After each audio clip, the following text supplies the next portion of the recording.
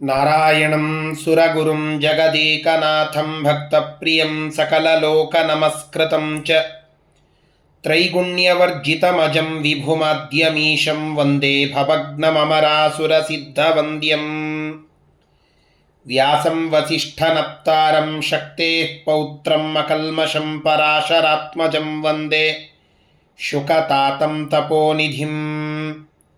ಶ್ರೀ ಗುರುಭ್ಯೋ ನಮಃ. ಹರಿ ಓಂ. ವಿಷ್ಣು ಸಹಸ್ರನಾಮ ಸ್ತೋತ್ರದ 60ನೆಯ ಶ್ಲೋಕದ ಚಿಂತನೆಯನ್ನು ಇವತ್ತು ಮಾಡೋಣ.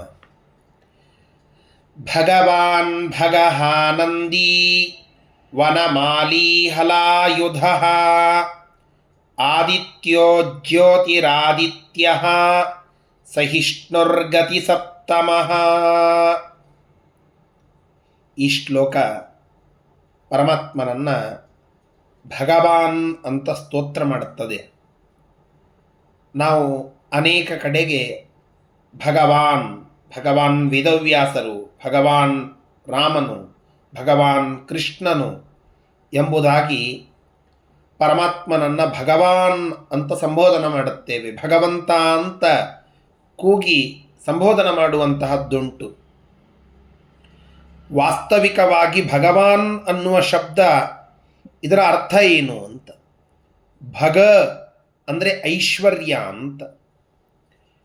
ಐಶ್ವರ್ಯಾದಿ ಷಡ್ಗುಣಗಳನ್ನು ಹೊಂದಿರುವ ಪರಮಾತ್ಮ ಭಗವಾನ್ ಅಂತ ಅನ್ನಿಸಿಕೊಳ್ಳುತ್ತಾನೆ. ಅಂದರೆ ಭಗವೇ ಮೊದಲಾದ 6 ಗುಣಗಳನ್ನು ಹೊಂದಿರುವ ಭಗವಂತ ಷಡ್ಗುಣೈಶ್ವರ್ಯ ಸಂಪನ್ನ ಭಗವಾನ್. ಆ 6 ಗುಣಗಳು ಯಾವುವು ಅಂತ ಕೇಳಿದರೆ, ಐಶ್ವರ್ಯ ಅಂದರೆ ಸಂಪತ್ತು, ಪರಮಾತ್ಮ ಸಾರ್ವಭೌಮ, ಆ ಸಾರ್ವಭೌಮತೆಯ ಸಂಪತ್ತು ಪರಮಾತ್ಮನ ಬಳಿ ಇದೆ. ವೀರ್ಯ, ಶಕ್ತಿಗೆ ಶಕ್ತಿ ಪರಮಾತ್ಮ, ಆ ವೀರ್ಯ, ಆ ಒಂದು ಬಲ ಅದು ಭಗವಂತನಲ್ಲಿ ಇದೆ. ಯಶ, ಪರಮಾತ್ಮ ಅನೇಕ ರಾಕ್ಷಸರನ್ನು, ಅನಂತ ರಾಕ್ಷಸರನ್ನು ಸೋಲಿಸಿ ಅವರನ್ನು ಕೊಂದು ಅಂಧತಮಸ್ಸಿಗೆ ಅಟ್ಟಿರುವ ಯಶಸ್ಸು ಇದೆ. ಶ್ರೀಹಿ, ಸ್ವತಃ ಶ್ರೀದೇವಿಯ ಪರಮಾತ್ಮನ ವಕ್ಷಸ್ಥಲದಲ್ಲಿ ಇದ್ದಾಳೆ. ಜ್ಞಾನದ ಸಾಕಾರ ಮೂರ್ತಿ ಆ ಭಗವಂತ. ವೈರಾಗ್ಯ, ಪರಮಾತ್ಮ ಯಾರಲ್ಲಿ ರಾಗವನ್ನು ಮಾಡಬೇಕು, ಸ್ವತಃ ತಾನೇ ಭಗವಂತ. ಹೀಗಾಗಿ ವಿರಾಗ, ಅದರ ಭಾವ ವೈರಾಗ್ಯ, ಅದನ್ನು ಹೊಂದಿದ್ದಾನೆ. ಇಂತಹ ಐಶ್ವರ್ಯ, ವೀರ್ಯ, ಯಶಸ್, ಶ್ರೀ, ಜ್ಞಾನ, ವೈರಾಗ್ಯ ಈ 6 ಗುಣಗಳಿಂದ ತುಂಬಿರುವ ವ್ಯಕ್ತಿಯನ್ನು ಭಗವಾನ್ ಅಂತ ನಾವು ಕರೀತೇವೆ. ಭಗಃ, ಭಗವಾನ್ ಭಗಹಾನಂದಿ. ಭಗ ಅಂದರೆ ಈಗ ತಿಳಿದಂತೆ ಐಶ್ವರ್ಯ ಅಂತ. ಕೆಲವೊಮ್ಮೆ ದೈತ್ಯರಲ್ಲಿ ಭಾರೀ ಐಶ್ವರ್ಯ ತುಂಬಿಬಿಟ್ಟಿರುತ್ತದೆ. ಅವರ ಐಶ್ವರ್ಯವನ್ನೆಲ್ಲ ಹಂತಿ ಹಾತಿ ಇತಿ ಭಗಃ, ಅದನ್ನೆಲ್ಲ ಕಳೆದಾಕ್ತಾನೆ. ನಮ್ಮ ಯೋಗ್ಯತೆ ಮೀರಿ ಬಂದ ಐಶ್ವರ್ಯ ಅದು ನಮ್ಮಲ್ಲಿ ಇರದಂತೆ ಮಾಡುವ ಏಧಮಾನ ದ್ವಿಟ ಅದು ಭಗವಂತ. ಆದ್ದರಿಂದ ಭಗಃ ಇದು ಭಗವಂತನ ಹೆಸರು. ಆನಂದಿ ಅಥವಾ ಕೆಲವು ಪಾಠದಲ್ಲಿ ನಂದಿ ಅಂತಲೂ ಕೂಡ ಇದೆ. ಆನಂದವನ್ನು, ಅಪ್ರಾಕೃತವಾದ ಆನಂದವನ್ನು ಉಳ್ಳವನು ಭಗವಂತ. ಆನಂದ ಯಸ್ಯ, ಆನಂದ ರೂಪನಾಗಿ ಇದ್ದಾನೆ ಪರಮಾತ್ಮ. ಆನಂದ ಅವನಲ್ಲಿ ಇದೆ. ನಂದ ಅನ್ನೋದಕ್ಕೂ ಸಂತೋಷ, ಆನಂದ, ಉಲ್ಲಾಸ, ವಿಲಾಸ ಅಂತ ಅರ್ಥ. ಆ ಸ್ವರೂಪಾನಂದ, ಆ ಪ್ರಾಕೃತಿಕವಲ್ಲದ ಅಪ್ರಾಕೃತವಾದ ಆನಂದವನ್ನು ಹೊಂದಿರುವಂತಹ ಭಗವಂತ. ದುಃಖದ ಸ್ಪರ್ಶವೇ ಇಲ್ಲದ ಶ್ರೇಷ್ಠವಾದ ಆನಂದವನ್ನು ಉಳ್ಳವನು ಯಾವನು ಅವನು ಆ ಭಗವಂತ. ಆದ್ದರಿಂದ ಆನಂದಿ ಅಥವಾ ನಂದಿ ಅನ್ನೋದು ಭಗವಂತನ ಅನ್ವರ್ಥಕ ನಾಮ. ವನಮಾಲಿ, ಶಾಸ್ತ್ರದಲ್ಲಿ ಒಂದು ಮಾತು ಉಂಟು, ಆಪಾದ ಪದ್ಮಂ ಯಾ ಮಾಲಾ ವನಮಾಲೇತಿ ಸಾ ಸ್ಮೃತ. ಭಗವಂತನ ಅಂಗಾಂಗಗಳ ವರ್ಣನ ಮಾಡುವಾಗ ಭಗವಂತ ಕೊರಳಲ್ಲಿ ವನಮಾಲೆಯನ್ನು ಧರಿಸಿದ್ದಾನೆ ಅಂತ. ವನಮಾಲೆ ಅಂತಂದರೆ ಆಪಾದ ಪರ್ಯಂತವಾಗಿ, ಅಂದರೆ ಪಾದದ ಪರ್ಯಂತವಾಗಿ ಇರುವಂತಹ ಒಂದು ದೊಡ್ಡದಾದ ಮಾಲೆ. ಅಂತಹ ಮಾಲೆಯನ್ನು ಧಾರಣ ಮಾಡಿರುವಂತಹ ಭಗವಂತ ವನಮಾಲಿ ಅಂತ ಅನ್ನಿಸಿಕೊಳ್ಳುತ್ತಾನೆ. ಆಪಾದ ಲಂಬಾಯಮಾನ ಮಾಲಾಯುಕ್ತ ವನಮಾಲಿ ಅಂತ ಸತ್ಯಸಂಧ ತೀರ್ಥರ ಅರ್ಥ. ಇಂತಹ ಪರಮಾತ್ಮ ವನಮಾಲ ಧಾರಣ ಮಾಡಿದ್ದಾನೆ, ಆದ್ದರಿಂದ ವನಮಾಲಿ.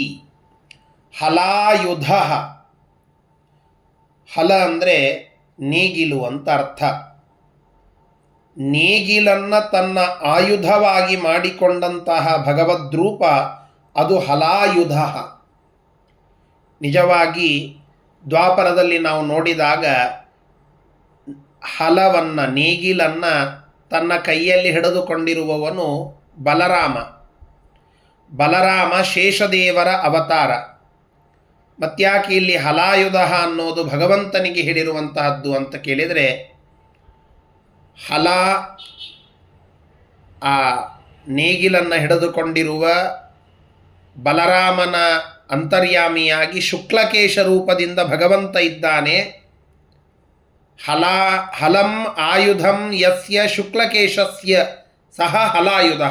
ಶುಕ್ಲಕೇಶ ರೂಪದ ಭಗವಂತ ಹಲಾಯುಧ ಅಂತ ಅನ್ನಿಸಿಕೊಳ್ಳುತ್ತಾನೆ. ಇನ್ನೊಂದು ಚಮತ್ಕಾರ ಅರ್ಥವನ್ನು ಸತ್ಯಸಂಧ ತೀರ್ಥರು ತಿಳಿಸಿಕೊಡುತ್ತಾರೆ. ರಲಯೋಹೋ ಅಭೇದಾತ್. ಸಂಸ್ಕೃತದಲ್ಲಿ ಒಂದು ವ್ಯಾಕರಣದ ಪದ್ಧತಿ, ರ ಮತ್ತು ಲ ಇವೆರಡರಲ್ಲಿ ಅಭೇದವನ್ನು ತಿಳಿದುಕೊಳ್ಳೋದು ವ್ಯಾಕರಣದ ನಿಯಮ. ಹೀಗಾಗಿ ಹಲಾಯುಧ ಇದು ಹರಾಯುಧ ಅಂತಲೂ ನಾವು ತಿಳಿದುಕೊಳ್ಳಲಿಕ್ಕೆ ಸಾಧ್ಯ. ಎರಡರಲ್ಲಿಯೂ ಭೇದ ಇಲ್ಲ ಅಂತ. ಹರಾಯುಧ ಅಂತಂದರೆ ಏನಾಗ್ತದೆ? ಹರಸ್ಯ ರುದ್ರಸ್ಯ, ರುದ್ರದೇವರ ಆಯುಧ, ಆಯುಧ ರೂಪನಾಗಿ ಇದ್ದದ್ದು ಭಗವಂತ. ಆದ್ದರಿಂದ ಹಲಾಯುಧ. ತ್ರಿಪುರ ಸಂಹಾರ ಕಾಲದಲ್ಲಿ ಆಯುಧ ರೂಪನಾಗಿ ವಿಷ್ಣು ಇದ್ದ ಅಂತ ಬರ್ತದಲ್ಲ, ಹಾಗೆ ರುದ್ರದೇವರ ಆಯುಧ, ರುದ್ರದೇವರ ಕೈಯಲ್ಲಿರುವ ಶಕ್ತಿ, ಆ ಶೂಲ ರೂಪದಲ್ಲಿ ಇರುವಂತಹ ಭಗವಂತ ಹಲಾಯುಧ. ಪರಮಾತ್ಮ ನರಸಿಂಹ ರೂಪದಿಂದ ಆ ರುದ್ರದೇವರ ಅಂತರ್ಯಾಮಿಯಾಗಿ ಇದ್ದು ರುದ್ರದೇವರಿಗೆ ಉಗ್ರತ್ವವನ್ನು ಕೊಟ್ಟದ್ದು ಅಂತ ನಾವು ಕೇಳುತ್ತೇವೆ. ಆದ್ದರಿಂದ ಹಲಾಯುಧ ಇದು ರುದ್ರಾಂತರ್ಯಾಮಿಯಾದ ಪರಮಾತ್ಮನ ಹೆಸರು ಅಂತ ಸತ್ಯಸಂಧ ತೀರ್ಥರು ತಿಳಿಸುವ ವಿಶೇಷವಾದ ಒಂದು ಅರ್ಥ. ಆದಿತ್ಯ, ಅಧಭಕ್ಷಣೆ ಅಂತ ಒಂದು ಧಾತು. ಹೀಗಾಗಿ ಅದ ಅಂತನ್ನೋದಕ್ಕೆ ಅತ್ತಿ, ತಿನ್ನುವಿಕೆ ಅಂತ, ಭಕ್ಷಣ ಮಾಡುವಿಕೆ. ಆದಿನಃ, ಆದಿನಃ ಅಂತಂದರೆ ಪ್ರಜಾಜನರ ಭಕ್ಷಣಶೀಲನಾದ ದೈತ್ಯ ಯಾರ್ಯಾರಿದ್ದಾರೋ, ಕಂಸ ಅಂತ ತಿಳಿದುಕೊಳ್ಳಿ, ಉಳಿದ 106 ಬೇರೆ ಬೇರೆ ರಾಕ್ಷಸರ ಹೆಸರುಗಳಿವೆ.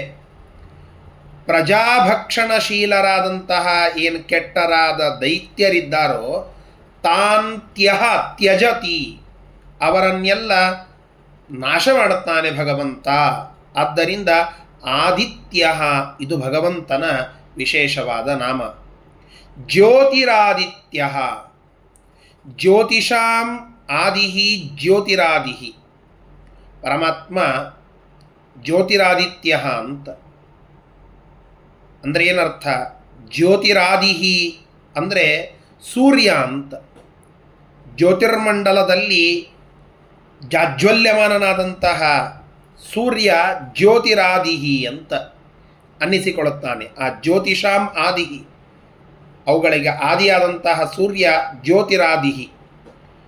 ಅವನಲ್ಲಿ ಅವನ ಅಂತರ್ಯಾಮಿಗೆ ತಸ್ಮಿನ್ ತಿಷ್ಠತಿ ಇತಿ ಜ್ಯೋತಿರಾದಿತ್ಯ ಅಂತ. ಒಟ್ಟಾರೆ ಸೂರ್ಯಮಂಡಲದಲ್ಲಿ ಮಧ್ಯವರ್ತಿಯಾಗಿ ಇರುವ ಪರಮಾತ್ಮ ಗಾಯತ್ರಿ ನಾರಾಯಣ ಜ್ಯೋತಿರಾದಿತ್ಯ ಅಂತ ಅನ್ನಿಸಿಕೊಳ್ಳುತ್ತಾನೆ. ಸಹಿಷ್ಣು, ಭಕ್ತರು ಮಾಡಿರುವ ಅನೇಕ ತಪ್ಪುಗಳನ್ನು ಮನ್ನಿಸಿ ಅವರ ಮೇಲೆ ಅನುಗ್ರಹವನ್ನು ಮಾಡುತ್ತಾನೆ ಭಗವಂತ. ಪ್ರಾಯಶ್ಚಿತ್ತ ಮಾಡಿಕೊಂಡು ಬಂದರೆ ಪರಮಾತ್ಮ ಅವರನ್ನು ಮತ್ತೆ ಸ್ವೀಕಾರ ಮಾಡುತ್ತಾನೆ, ಮತ್ತೆ ಅನುಗ್ರಹ ಮಾಡುತ್ತಾನೆ, ತನ್ನ ಕರುಣೆಯನ್ನು ತೋರಿಸ್ತಾನೆ. ತಪ್ಪುಗಳೆಲ್ಲ ಪರಿಹರಿಸುವ ನಮ್ಮಪ್ಪನಲ್ಲವೇ ನೀನು ಅಂತ ದಾಸರು ಹೇಳಿದ್ದಾರೆ. ಪ್ರಸನ್ನ ವೆಂಕಟದಾಸರು ಆ ಭಗವಂತನ ಅದ್ಭುತವಾದ ರೂಪವನ್ನು ತಿರುಪತಿಯಲ್ಲಿ ನೋಡಿ ದಾಸದೀಕ್ಷೆಯನ್ನು ಪಡೆದಾಕ್ಷಣದಲ್ಲಿ ಪ್ರಸನ್ನ ವೆಂಕಟ ಎಂಬುವ ಅಂಕಿತವನ್ನು ಪಡೆದ ಮೇಲೆ ಮೊಟ್ಟ ಮೊದಲಿಗೆ ಒಂದು ಹಾಡು ಹಾಡುತ್ತಾರಂತೆ. ತಪ್ಪುಗಳನ್ನು ನೋಡದೆ ಬಂದಿದ್ದೀಯಾ ಸ್ವಾಮಿ ನೀನು ಅಂತ. ತಪ್ಪು ನೋಡದೆ ಬಂದೆಯ ಎನ್ನಯ ತಂದೆ ಅಪ್ಪ ತಿರು ವೆಂಕಟೇಶ ನಿರ್ದೋಷನೆ ಅಂತ ದಾಸರು ಹಾಡುವಂತಹ ಹಾಡು. ಅಂತಹ ನಮ್ಮೆಲ್ಲರ ತಪ್ಪುಗಳನ್ನು ಸಹಿಸುವ ಸಹಿಷ್ಣು, ಭಕ್ತಾಪರಾಧ ಸಹಿಷ್ಣು ಅದು ನಮ್ಮ ಪರಮಾತ್ಮ. ಗತಿಸತ್ತಮಃ. ಗತಿಸತ್ ಅಂದರೆ ಜ್ಞಾನದಿಂದ ಶ್ರೇಷ್ಠರಾದಂತಹ ಜ್ಞಾನಿ ವರೇಣ್ಯರು. ಗತಿಸತ್ತಮಃ. ಗತ್ಯಾ ಜ್ಞಾನೇನ, ಗತಿ ಅನ್ನೋದಕ್ಕೆ ಜ್ಞಾನ ಅಂತ ಅರ್ಥ. ಗತ್ಯಾ ಜ್ಞಾನೇನ ಸಂತಹ ಗತಿಸಂತಹ ಜ್ಞಾನಿಗಳು. ಅಂತಹ ಜ್ಞಾನಿಗಳನ್ನು ಗತಿಸದ್ಭಿಹಿ ತಮ್ಯತೆ ಆಕಾಂಕ್ಷ್ಯತೆ. ಆ ಜ್ಞಾನಿಗಳು ಯಾವ ಭಗವಂತನನ್ನು ಅಪೇಕ್ಷಿಸ್ತಾರೋ ಅವನಿಗಾಗಿ ಯಾರು ವ್ರತಾದಿಗಳನ್ನು ತಪಸ್ಸು ಮುಂತಾದವುಗಳನ್ನು ಆಚರಿಸ್ತಾರೋ ಅಂತಹ ಅವರ ತಪಸ್ಸು ಮುಂತಾದವುಗಳಿಗೆ ವಿಷಯನಾದ ಭಗವಂತ ಗತಿಸತ್ತಮಃ ಅಂತ ಅನ್ನಿಸಿಕೊಳ್ಳುತ್ತಾನೆ. ಹೀಗೆ ಆ ಭಗವಂತ ಈ ಎಲ್ಲ 9 ನಾಮಗಳಿಂದ ಸ್ತುತ್ಯನಾಗಿದ್ದಾನೆ ಎಂಬುದಾಗಿ 60ನೆಯ ಶ್ಲೋಕ ನಮಗೆ ತಿಳಿಸಿಕೊಡ್ತಾ ಇದೆ. ಈ ಶ್ಲೋಕದಲ್ಲಿ ಪ್ರತಿಪಾದ್ಯನಾದಂತಹ ಪರಮಾತ್ಮ ನಮ್ಮೆಲ್ಲರ ಪಾಪಗಳನ್ನು ಕಳೆದುಹಾಕಿ ನಮ್ಮ ಅಪರಾಧಗಳನ್ನು ಸಹಿಸಿ ಅನುಗ್ರಹಿಸಲಿ ಅಂತ ಪ್ರಾರ್ಥನೆಯನ್ನು ಮಾಡೋಣ. ಶ್ರೀಕೃಷ್ಣಾರ್ಪಣಮಸ್ತು. ಹರಯೇ ನಮಃ.